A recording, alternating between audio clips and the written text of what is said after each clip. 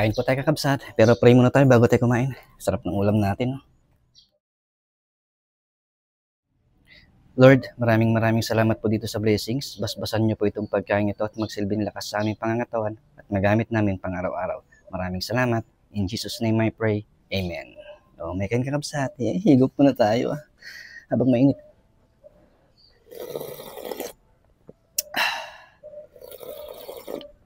Ay na po, Diyos ko po, Rode. Kimas in George.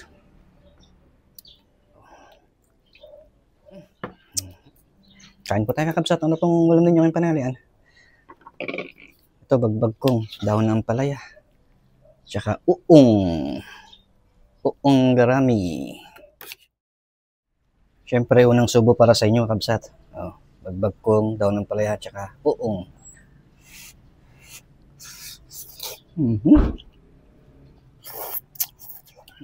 Sausaw natin dito.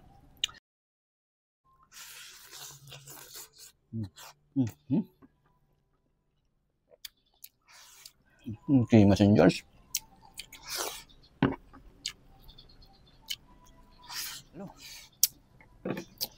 My favorite part kakabsat, ulo.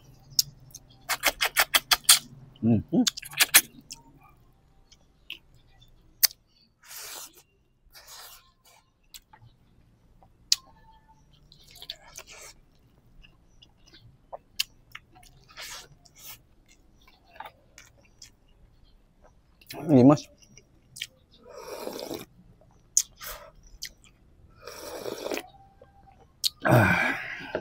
Makapabang marumigop sa sabaw. Gimas ya.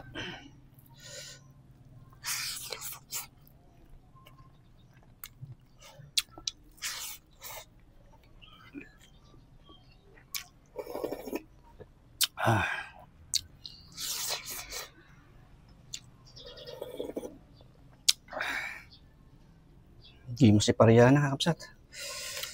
Sakto lang yung pait niya.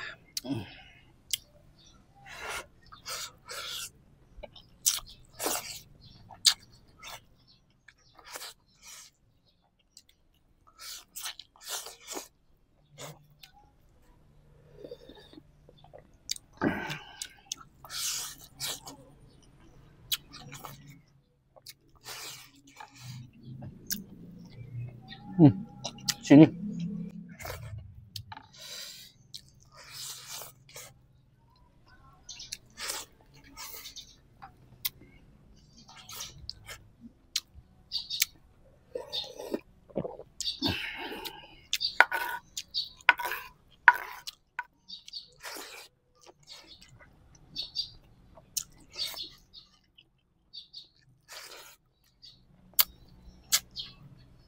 Thank you Lord sa blessing. Napakasarap.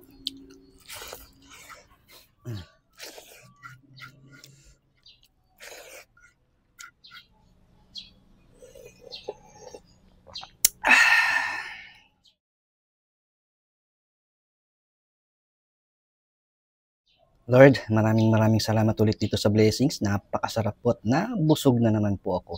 Maraming salamat. At lagi ko pong ipinagdarasal ang ating mga kapatid na OFW. Lagi niyo po silang gagabayan. Iwas niyo po sila sa tukso. Always nabigyan niyo po sila ng lakas at magandang pangangatawan upang makapagtrabaho ng maayos para sa kanilang pamilya.